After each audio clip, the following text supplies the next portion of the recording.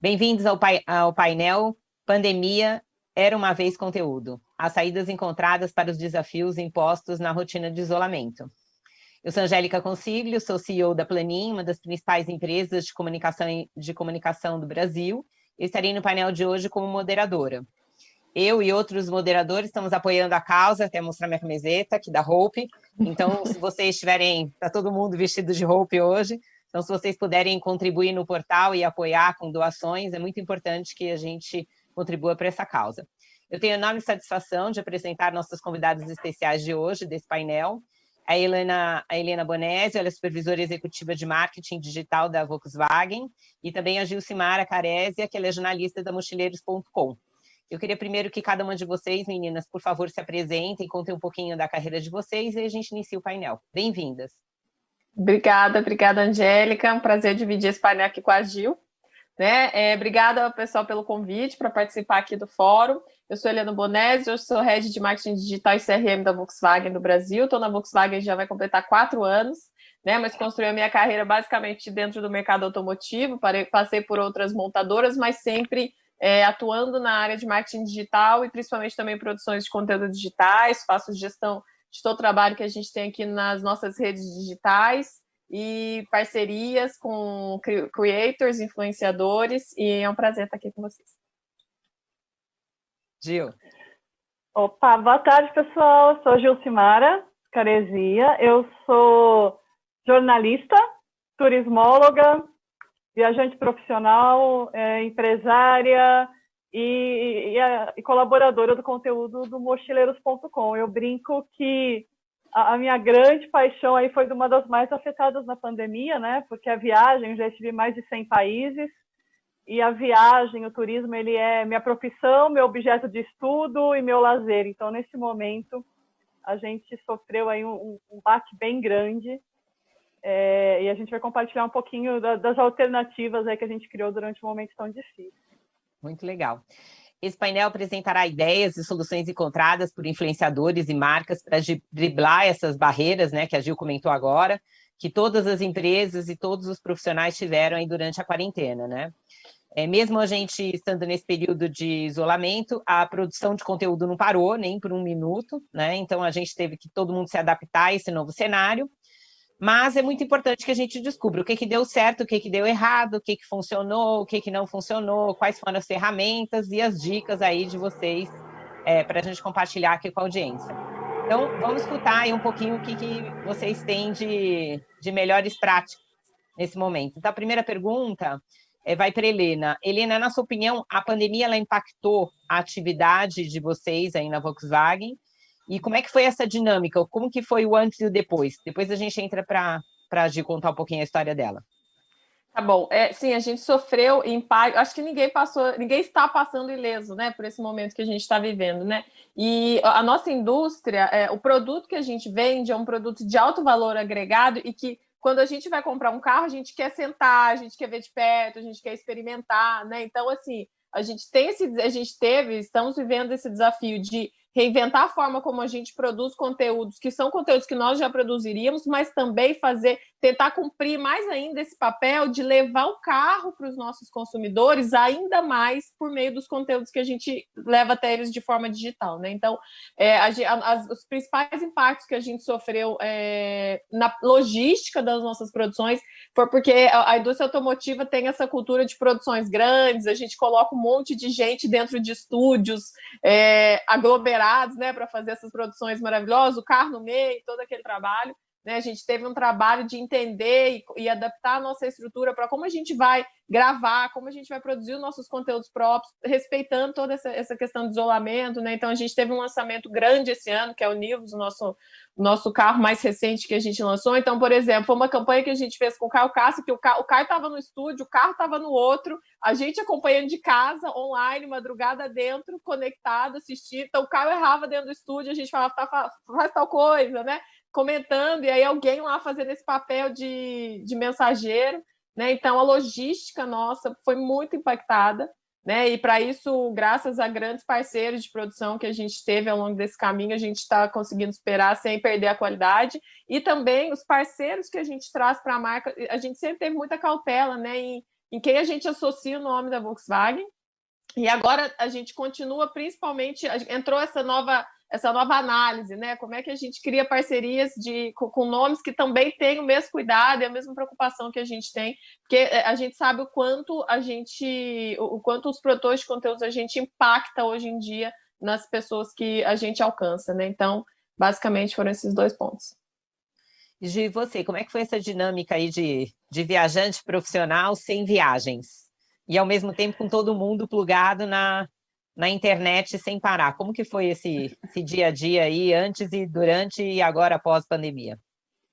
Legal que você falou antes, durante e após, Angélica, porque a gente foi subindo degraus aí, né? O primeiro foi o susto, eu acho que para todo mundo, seja como profissional, seja como pessoa, porque os fundadores do site estavam com uma viagem planejada para ficar meses na estrada. Nesse período, tinha 2 viagens internacionais que também foram canceladas. Lidar um pouco com essa frustração, mas uma coisa muito nova. De há 21 anos, o blog, o site incentiva a viajar. E, de repente, incentivar a viajar era um risco. Era uma coisa que a gente não queria e não poderia fazer. Uhum. Foi um momento muito duro, assim, de mudança de conceitos.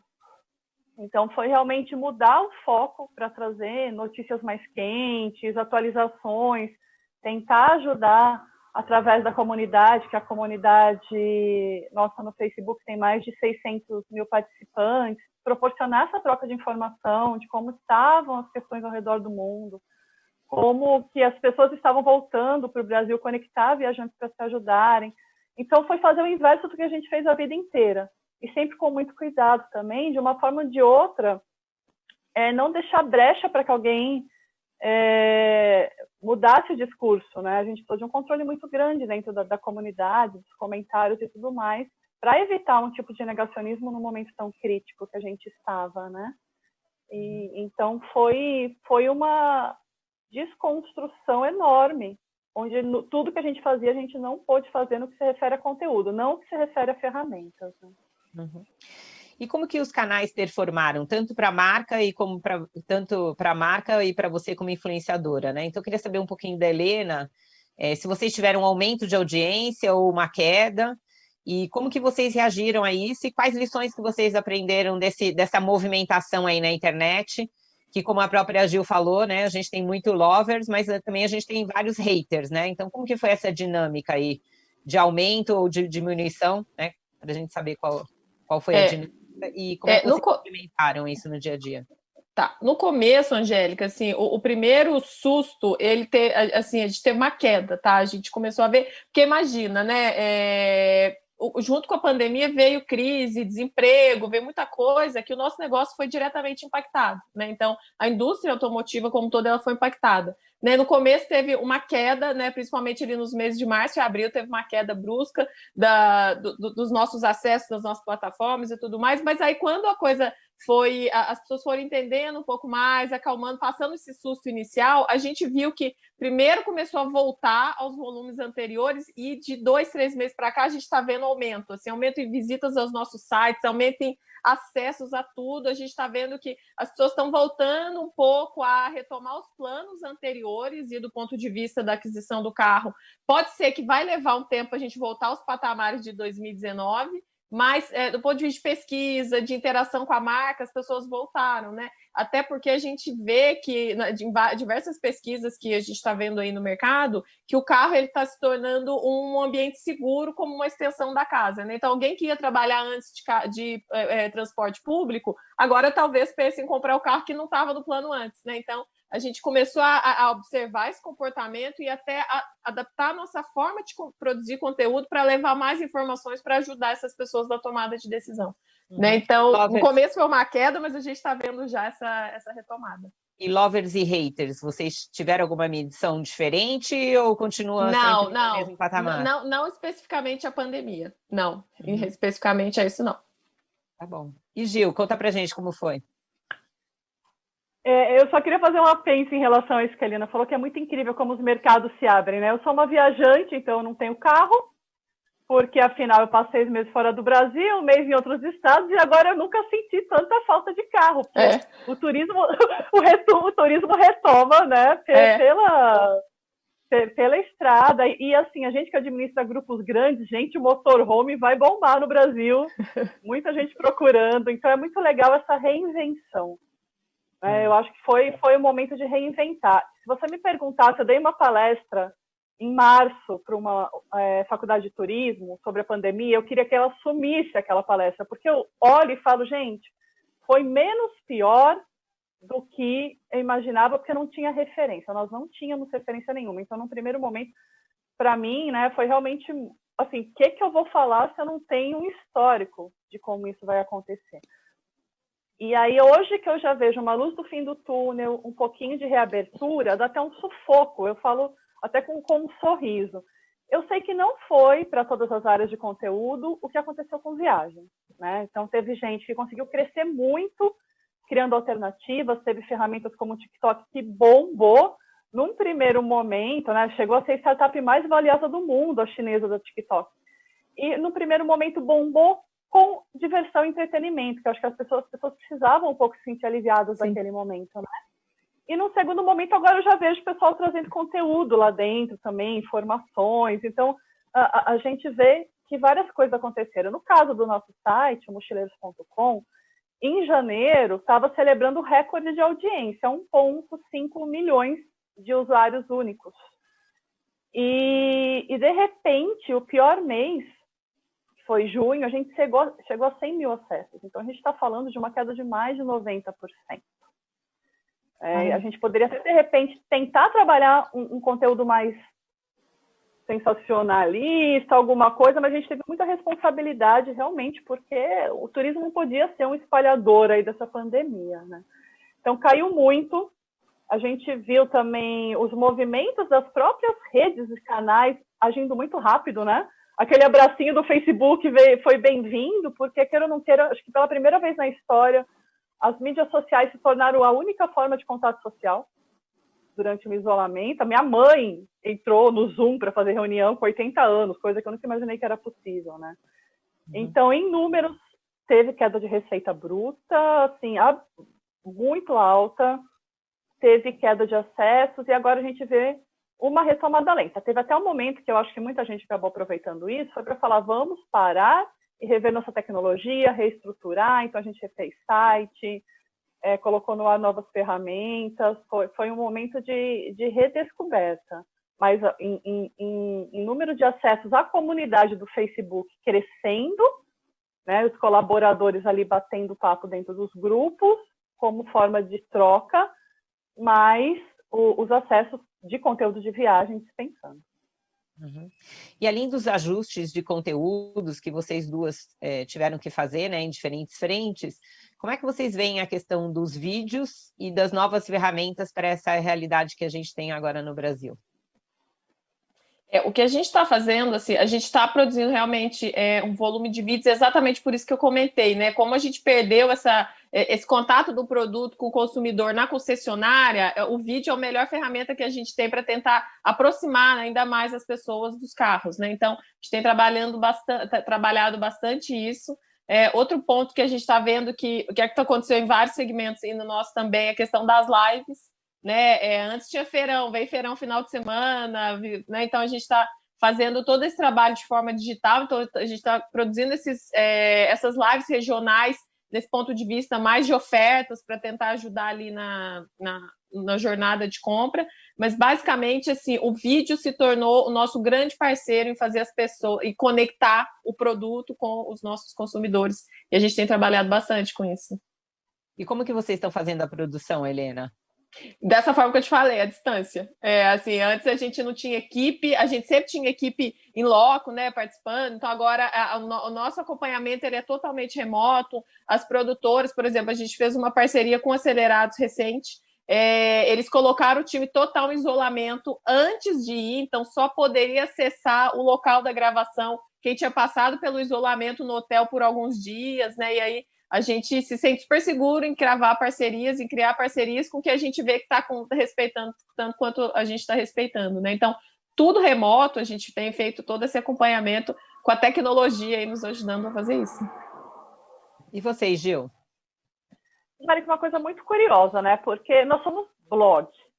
E faz muito tempo que as pessoas já condenam que o blog já não é mais, blog escrito, né? Já não é mais o caminho. É muito curioso que a gente entrou em 2020 batendo recorde em 20 anos.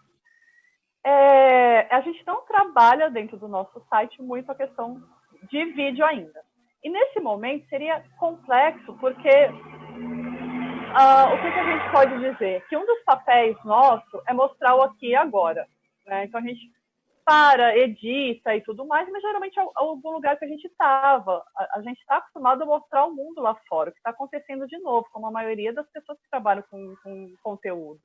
Então, as pessoas tiveram muito que mostrar ambientes dentro de casa, alternativas, exercícios, o que fazer, e não era muito o nosso foco. Mas eu vejo que essas ferramentas, por exemplo, de conexão, né, que está permitindo a gente fazer um evento que era presencial em São Paulo, para tantas pessoas assistirem. Isso vai ficar gravado para as pessoas verem.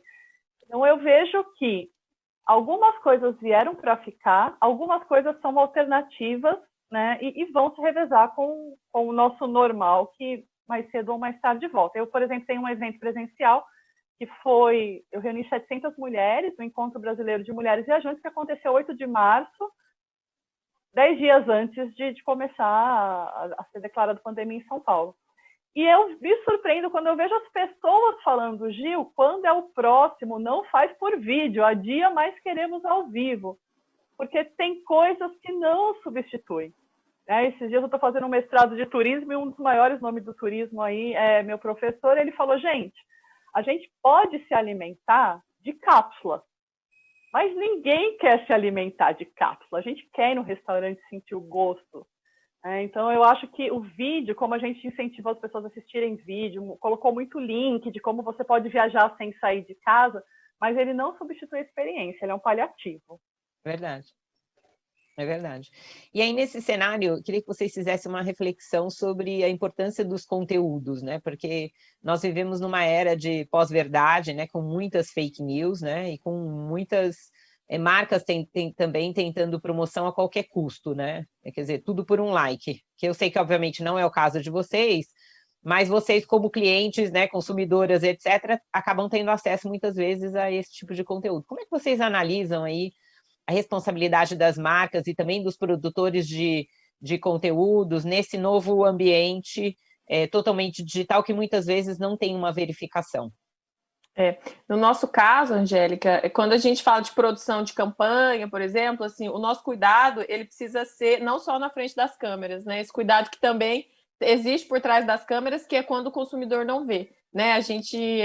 Nós somos uma marca grande, é uma vitrine muito grande, que a gente precisa garantir que não só que o consumidor final vê, mas que a gente está respeitando de verdade, né? Então, tudo isso que eu falei para vocês, todos esses cuidados que a gente toma na logística das nossas produções, isso ele é real, e também quando a gente fala de parcerias, né, a gente precisa garantir que todas as frentes parceiras para nossa produção de conteúdo também estão entendendo a gravidade que a gente está vivendo e respeitando também.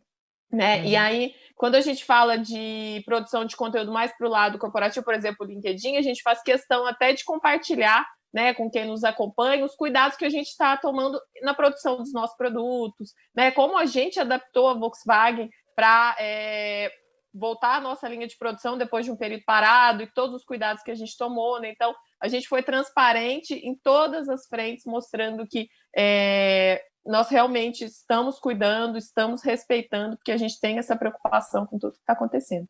Né? Então, enquanto marca, né, a gente realmente é uma vitrine que a gente precisa ter muito cuidado em tudo que a gente comunica, porque a gente sabe o impacto disso, né, quando não é bem guiado, quando não é bem conduzido. Verdade. E você, Gil? Eu acho que a gente que trabalha com mídia, a gente sabe o poder das mídias em, às vezes, viralizar alguma coisa.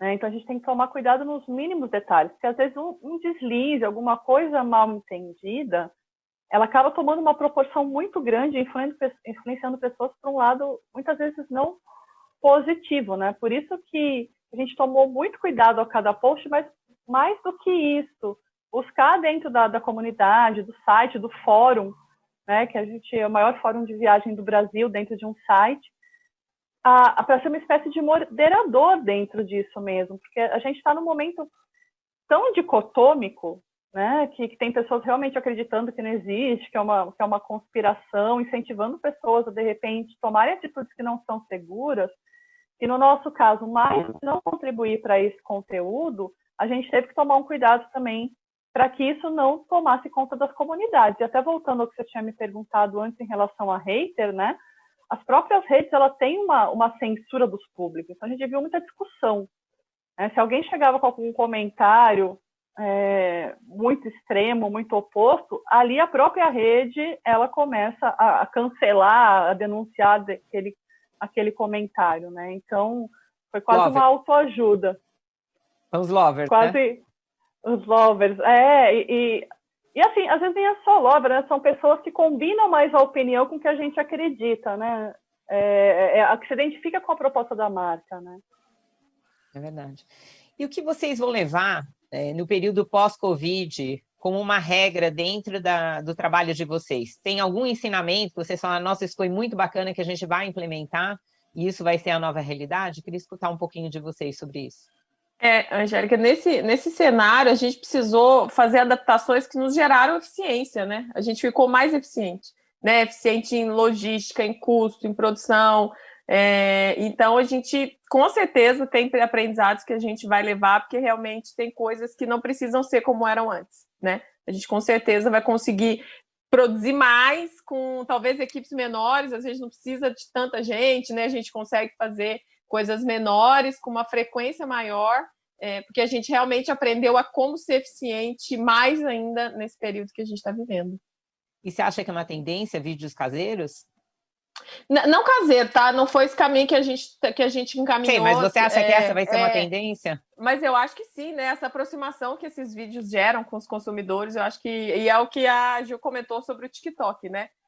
A gente realmente viu aí nesse começo o TikTok crescendo tanto, porque criou uma aproximação, eram pessoas na mesma realidade que a gente, dentro de casa, que encontraram uma forma diferente de lidar com esses dias de isolamento e acabou fazendo os nossos dias mais leves, né?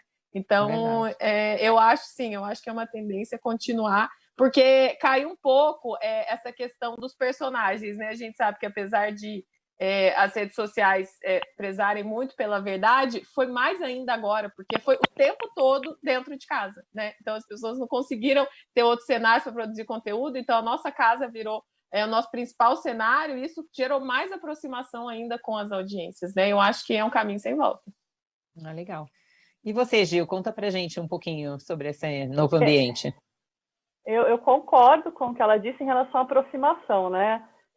Eu fiz jornalismo há 20 anos, então era assim, a TV lá, a gente aqui. E isso cada vez mais está caindo. Qualquer pessoa, de uma hora para outra, pode se tornar um comunicador.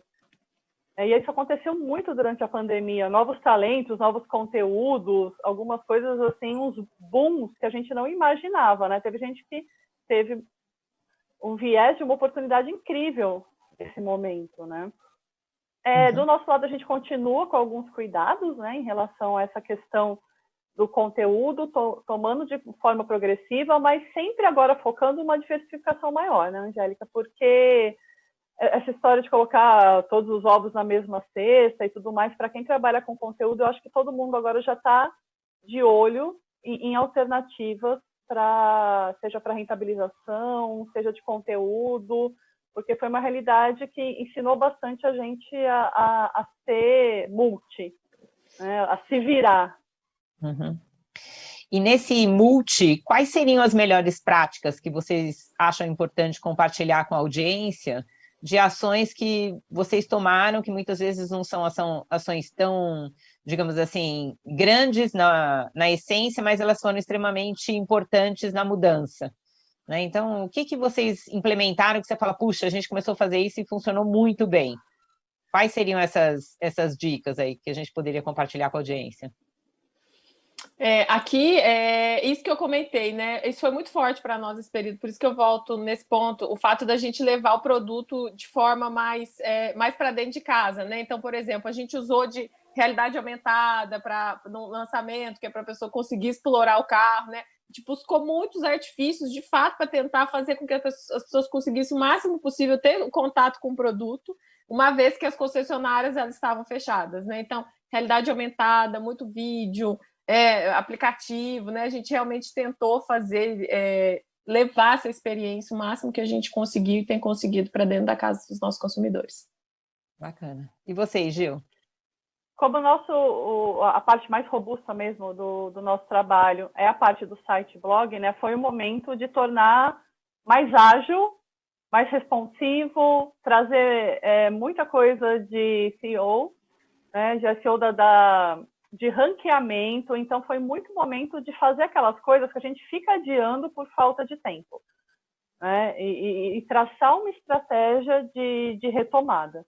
Então, foi o momento de organizar a casa, mesmo que a gente tivesse que parar por algum tempo, para fazer as coisas que a gente nunca tinha tempo para fazer. Então, todos os mínimos detalhes relacionados principalmente a ranqueamento e conteúdo responsivo.